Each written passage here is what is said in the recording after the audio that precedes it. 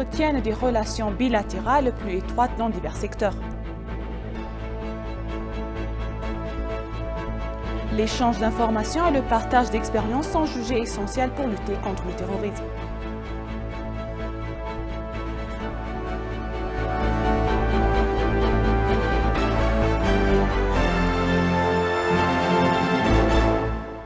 Bienvenue chers téléspectateurs, c'est Moïda Garamo avec le journal du vendredi 13 mai. Le porte-parole du ministère des Affaires étrangères, Dina Mufti, a déclaré que le gouvernement s'épanouit dans la diplomatie politique et économique. Informant les journalistes hier, Dina a souligné que l'effort diplomatique actuel de l'Éthiopie a abouti à la libération de milliers de détenus éthiopiens dans différents pays. Samra Kodada a plus sur ce sujet. Dans son rapport hebdomadaire, le porte-parole du ministère des Affaires étrangères, Dina Mufti, a déclaré que le pays avait connu des réalisations remarquables dans la diplomatie politique et économique au cours de la semaine dernière. Il a souligné la rencontre du ministère avec divers diplomates, citant son importance pour renforcer les liens avec leurs institutions respectives.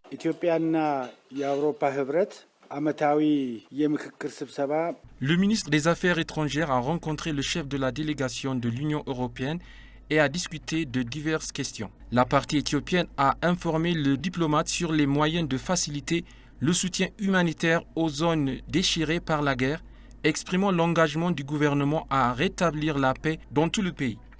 Le diplomate a pour sa part apprécié la position ferme de l'Éthiopie, notamment pour apaiser les problèmes frontaliers entre l'Éthiopie et le Soudan.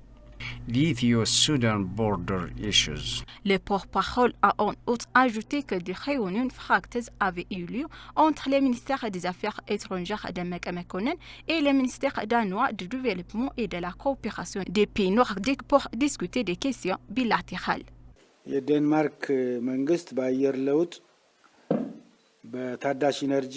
Le ministre danois a exprimé l'engagement de son pays à travailler avec le gouvernement éthiopien dans les domaines du changement climatique, des énergies renouvelables et des mécanismes de protection contre la sécheresse. En outre, Dina a souligné que les efforts diplomatiques actuels de l'Éthiopie ont abouti à la libération de milliers de détenus éthiopiens de différents pays.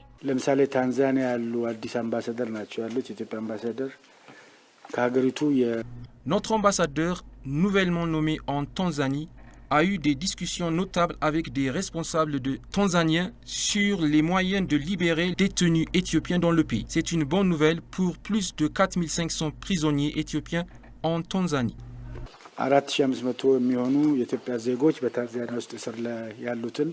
Pendant son temps, le porte-parole a exprimé l'engagement du directeur de paix du PAM d'aider à atteindre des millions de citoyens éthiopiens dans le besoin.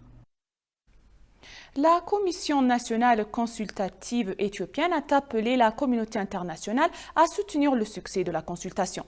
Les commissions de la Commission consultative nationale éthiopienne ont eu des entretiens avec la communauté diplomatique basée à Addis Abeba. Le président de la commission, le professeur Mesfin Araya, a expliqué le but et la formation de la commission, sa structure, le processus de consultation nationale, les activités de la phase de pré-préparation et le processus de préparation et de mise en œuvre. Des membres de la communauté diplomatique qui ont participé à la discussion ont posé des questions de tous les côtés sur les inclusions, la neutralité, les finances et des questions similaires et ont reçu des réponses et des éclaircissements. L'ambassadeur russe en Éthiopie, Virginie Turkin, s'est dite faite des pourparlers avec des commissaires et a exprimé l'espoir que la commission renforcerait davantage la réconciliation nationale et assurerait l'existence de l'Éthiopie. Dr Catherine Sozi, chef du bureau des Nations Unies pour la coordination des affaires humanitaires et coordinatrice humanitaire pour l'Éthiopie, a déclaré qu'elle soutenait le développement durable de l'Éthiopie, un membre important des Nations Unies. L'ambassadeur de Turquie en Éthiopie, Yaprak Alep, a pour sa part déclaré que l'Éthiopie et la Turquie étaient des pays amis en temps de crise. La consultation est cruciale pour résoudre les problèmes nationaux, a-t-il déclaré.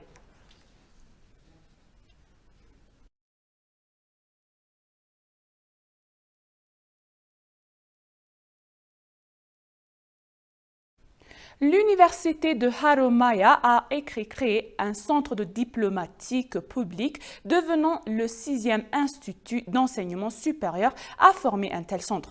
Présentant à la cérémonie de lancement, l'ambassadeur Dina Mufti a souligné que les établissements d'enseignement supérieur en Éthiopie devraient jouer un rôle essentiel dans le soutien des activités diplomatiques du pays. Les établissements d'enseignement supérieur pourraient stimuler la diplomatie éthiopienne en tenant compte de la situation actuelle du pays et des intérêts nationaux, a-t-il ajouté. Appréciant la communauté universitaire pour son rôle essentiel dans la formation de la jeunesse éthiopienne, l'ambassadeur Dina s'est dite confiante de voir des résultats de recherche de qualité à la hauteur des défis de la diplomatie éthiopienne. Les universités de Walaita Sodo, Bonga, Hawassa, Arba Minch et Gonder ont déjà créé des centres de diplomatie publique similaires pour renforcer les diplomaties éthiopiennes avec des recherches et diverses activités universitaires.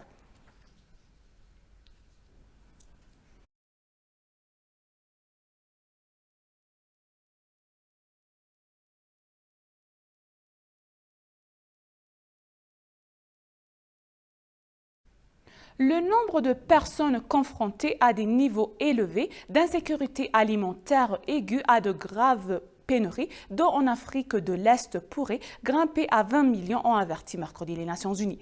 L'agence de presse Xinhua a rapporté que la déclaration avait été publiée avec la visite de 2 jours au Kenya de Martin Griffiths, sous-secrétaire général aux affaires humanitaires et coordinateur des recours d'urgence. Il a déclaré que les communautés de la Corne de l'Afrique connaissaient l'une des sécheresses les plus graves de les plus mémoires. Au cours de sa visite au Kenya, Griffiths rencontrera des représentants du gouvernement des personnes en première ligne de la crise, des autorités locales et des partenaires humanitaires nationaux et internationaux.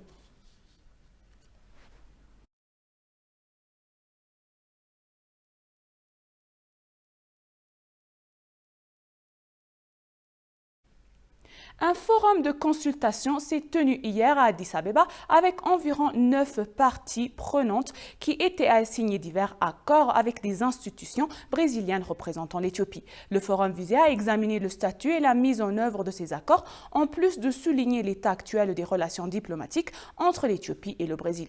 La conférence a réuni des représentants de la société de production de sucre de la Commission des investissements du ministre du Développement urbain et des infrastructures du ministère de l'Innovation et de la technologie et de l'Institut de recherche agricole. Le forum a également couvert les relations Brésil-Afrique, la coopération économique entre l'Éthiopie et le Brésil et la mise en œuvre d'accords bilatéraux sur le commerce et l'investissement, l'agriculture, l'éducation, la science et l'innovation technologique, le transport aérien et les services maritimes, ainsi que d'autres sujets.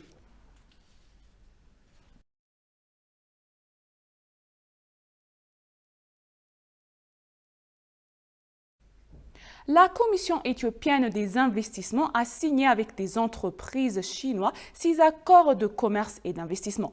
Le vice-premier ministre et ministre des Affaires étrangères, Demek Mekonnen, a déclaré que l'accord entre l'Éthiopie et la Chine redéfinit les relations historiques à multiples facettes et la coopération diversifiée de longue date dans divers secteurs. Messadat Kalling nous présente les détails. Le Forum 2022 sur l'investissement et la coopération commerciale entre l'Éthiopie et la Chine s'est tenu hier à Addis Abeba. Le Forum 2022 sur l'investissement et la coopération commerciale entre l'Éthiopie et la Chine visant à promouvoir la réforme économique nationale de l'Éthiopie et à approfondir le partenariat stratégique et coopératif global entre la Chine et l'Éthiopie s'est déroulé en Éthiopie. Les programmes de coopération sino-africains ont jusqu'à présent été annoncés par le président chinoise Xi Jinping lors de la 8e conférence ministérielle du Forum sur la coopération sino-africaine. Le vice-premier ministre et ministre des Affaires étrangères, Demek Mekonnen, a déclaré que l'accord entre l'Éthiopie et la Chine souhaitait redéfinir les relations historiques en multiples facettes de longue date et la coopération diversifiée dans divers secteurs. L'ambassadeur de Chine en Éthiopie, Xiao Ziyun, l'accord de commerce et d'investissement renforce des relations bilatérales entre les deux pays. L'ingénieur Lélicé Namé, commissaire éthiopien à l'investissement, a félicité le gouvernement chinois d'être le soutien constant du gouvernement éthiopien dans la formulation de politiques visant à éliminer la pauvreté, ajoutant que la Chine avait investi en Éthiopie dans divers secteurs. 6 accords de coopération en matière d'investissement ont été signés par les lycées nommés Liu Dianxiong et Yang Yihan qui serviront de nouveaux mécanismes de coopération pour promouvoir l'investissement en Éthiopie. On espère que le dialogue national mènera à la résolution des problèmes politiques de l'Éthiopie et à la fin des conflits en cours dans centaines de parties du pays. L'expert en sciences politiques, Sisai Tassama, qui s'est entretenu avec IBC, a déclaré que toutes les parties prenantes doivent répondre aux attentes de la consultation nationale. Tout au long de l'histoire du monde, il y a eu de nombreuses controverses et conflits entre les nations et les peuples d'un même pays.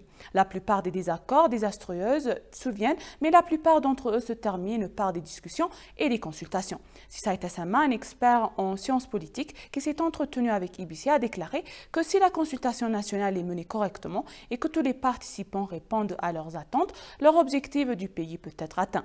Comme on peut le voir dans la proclamation, la Commission nationale n'a comme mandat pour négocier, concilier ou établir un programme de cessez-le-feu entre les parties belligérantes. À l'inverse, les recherches montrent que dans de nombreux pays, les accords de paix et de cessez-le-feu globaux ont conduit à l'ouverture de dialogues nationaux.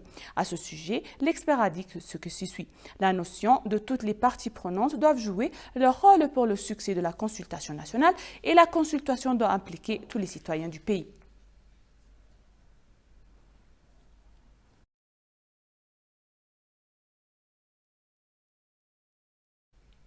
Les ministres africains de la Défense ont déclaré que la situation sécuritaire sur le continent, désormais une véritable nouvelle approche qui devient remettre en question l'architecture de paix et de sécurité et sa corrélation avec les nouveaux facteurs de déstabilisation en Afrique. Les ministres de la Défense ont également souligné que l'ensemble du continent devrait travailler avec diligence pour freiner l'aggravation du terrorisme et l'extrémisme qui planent sur le continent. Lors d'un événement organisé à l'Union africaine, divers ministres africains de la Défense ont indiqué qu'à moins que les Africains ne combattent le terrorisme, la jeunesse majoritaire sur le continent n'aura aucune possibilité de contribuer au développement de leur pays et de l'Afrique. À cet égard, les dirigeants africains doivent travailler sur la jeunesse, créer des emplois et renforcer les engagements en faveur de la paix, de la sécurité et du développement sur le continent, comme au ministre africain de la Défense. Selon les ministères, l'échange d'informations et le partage d'expériences sont essentiels à la lutte contre le terrorisme et l'extrémisme à travers le continent. Le continent envisage également de mettre un nouvel accent sur les questions de sécurité des menaces maritimes dans les eaux continentales. Ils ont en outre noté que la mise en place d'une approche efficace et de partage des renseignements qui améliorerait les choses dans les plus brefs délais devrait être essentielle pour assurer la sécurité humaine.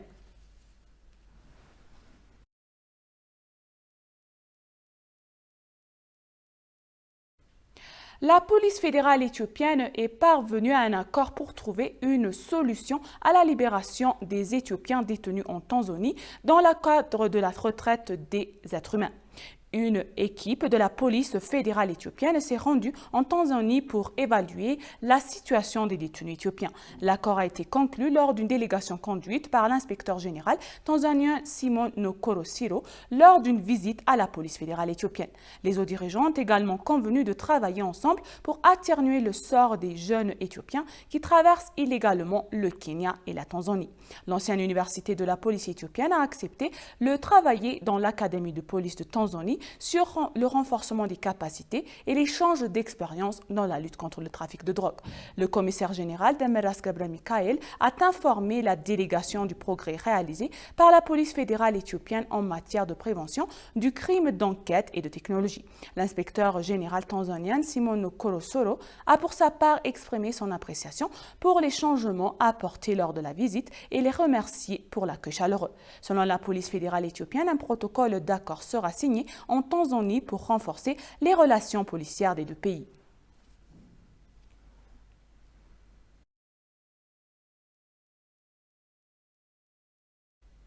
Le TPLF continue de retraiter les jeunes Tigréens pour la guerre, a déclaré Anne Fitzgerald. Elle a déclaré que le groupe n'avait complètement quitté les régions des États d'Amhara et d'Afar. Anne Fitzgerald, professeure de sciences politiques et Wilfrid Laurier University au Canada, continue tragiquement de recruter des jeunes Tigréens pour la guerre. C'est une interdiction pour les citoyens, a-t-elle déclaré dans un communiqué publié sur son compte Twitter. Elle a déclaré que le groupe occupait toujours des zones dans les États d'Amhara et d'Afar. C'est le gouvernement éthiopien et non le TPLF qui a décidé d'un cessez-le-feu séparé, a-t-elle déclaré. Elle a déclaré de plus que le cessez-le-feu devrait être respecté par les deux parties.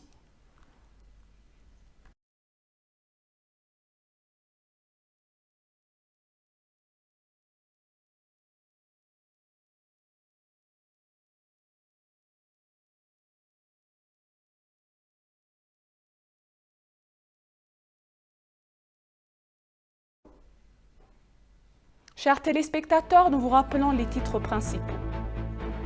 La Chine et l'Éthiopie entretiennent des relations bilatérales plus étroites dans divers secteurs.